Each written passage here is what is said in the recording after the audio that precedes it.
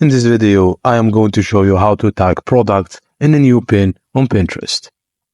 1. Launch the Pinterest app on your mobile device and log into your account if you haven't. 2. Tap the add icon located at the bottom of the screen. 3. Tap Pin from the options presented. 4. Select a photo from your device's gallery that you want to use for your pin. Next, tap Next once you've selected your photo. Tap Tag Products to begin tagging products in your pin. Choose the products you want to tag in your pin with Search Pins and use a link. After selecting your products, tap Done to proceed.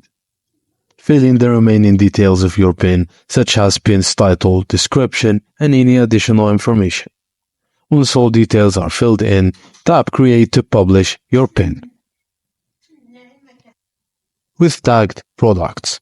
By following these steps, you can easily tag products in a new pin on Pinterest, allowing users to explore and purchase items directly from your pin.